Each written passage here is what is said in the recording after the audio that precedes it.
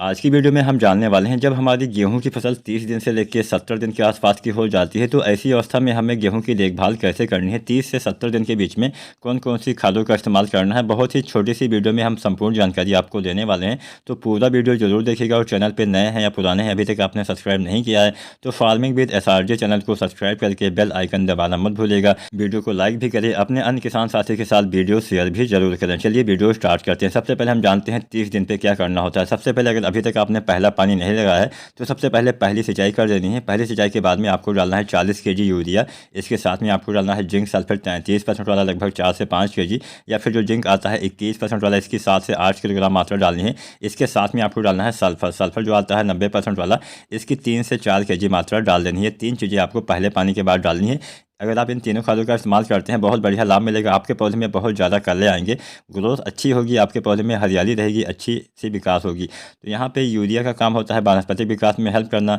जो जिंक होती है, जिंक भी हरापन लाती है, पौधे में बढ़वाल लाती है, ज़्यादा कल्लों के विकास में हेल्प करती है, फसल में चमक रहती है, फसल में पौधे आपके अच्छे से प्रकाश संश्लेषण से भोजन बना पाते हैं। यहाँ पर जो सल्फर का काम होता है, सल्फर भी आपके पौधे में हरापन लाता है, क्लोरोफिल की मात्रा को बढ़ाता है।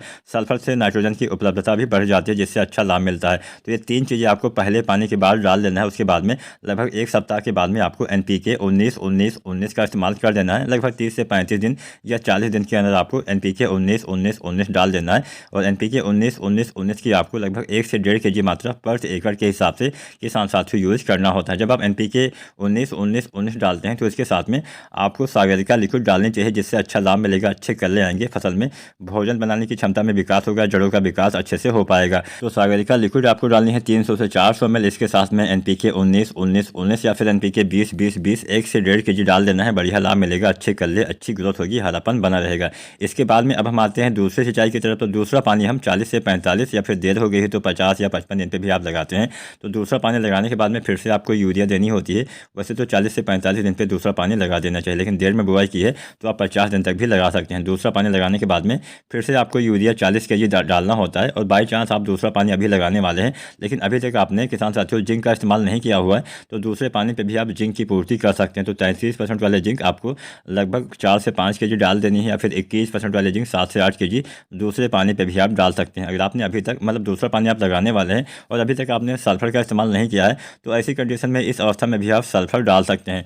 तो जो सल्फर आता है 90% वाला, इसकी आपको 3 से 4 kg मात्रा दूसरे पानी पर डाल देना है। तो यहाँ पे हमने दूसरे पानी पे भी 3 खादों का इस्तेमाल आपको बताया। पहले हमने बताया यूरिया 40 kg, दूसरा हमने बताया जिंक, तीसरा हमने बताया सल्फर। अब यहाँ पे जिंक और सल्फर का इस्तेमाल तभी करना है जब आपने पहले पानी पे इसका इस्तेमाल ना किया हो, इससे पहले ना इस्तेमाल किया हो। लेकिन अगर अभी तक आपने इस्तेमाल कर दिया है तो यहाँ पे आपको केवल यूरिया ही दूसरे पानी के बाद डालना है 40 kg, उसके अलावा कोई भी खादों का इस्तेमाल नहीं करना है। अब हम थोड़ा सा और आगे बढ़ते हैं। इसके बाद में हमारी फसल लगभग 50 या 55 या 60 दिन के आसपास की हो जाती है। तो ऐसी अवस्था में अगर इस अवस्था में 50 दिन के बाद अगर पीलापन आ जाता है तो पीलापन दूर करने के लिए आपको जो आता है यूरिया, इसका छिड़काव कर देना है। 1 से 2 kg यूरिया, साथ में जिंक सल्फेट जो आता है 33% वाला, इसकी आपको 700 ग्राम मात्रा, इसको आपको छिड़काव कर देना है। 50 दिन के बाद जब भी पीलापन आए, मान लीजिए 50, 55, 60, 70, 80, 90 दिन तक, तो आप ये तरीका अपना सकते हैं। 1 से 2 kg यूरिया, साथ में जिंक सल्फेट 33% वाला 700 ग्राम, या फिर 21% वाला आपको यूज़ करना है 1 kg, या फिर 12% वाला भी आप यूज़ कर सकते हैं। 12% वाला 125 से 150 ग्राम पर एकड़ के हिसाब से 50 दिन के बाद जब भी पीलापन आए इसका आप इस्तेमाल कर देंगे, बढ़िया लाभ मिलेगा, चमक बनी रहेगी, हरियाली बनी रहेगी। इसके बाद में हमारी फसल आ जाती है 70 या 75 दिन के आसपास। तो लगभग 65 से 70 दिन पर आपको गेहूँ में तीसरा पानी लगाना होता है, या फिर 75 दिन तक भी आप लगा सकते हैं। अब इसके बाद में हमारी गेहूं की फसल में आ जाती है गबोड़ अवस्था। गबोड़ अवस्था 75 से 85 या फिर 90 दिन तक आ ही जाती है।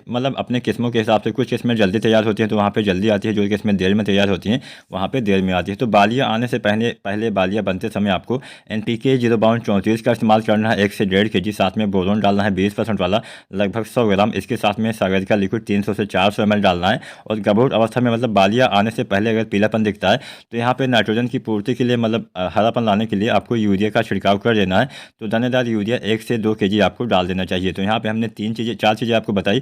पहला हमने बताया 0.34, दूसरा हमने बताया बोरोन, तीसरा हमने बताया सागरिका, चौथा हमने बताया यूरिया। इसका अलग अलग घोल बना के आप गबोड़ अवस्था में इस्तेमाल करेंगे, लंबी मोटी बालियाँ आएंगी, हरापन भी आ जाएगा। वीडियो पसंद आई हो लाइक जरूर करें।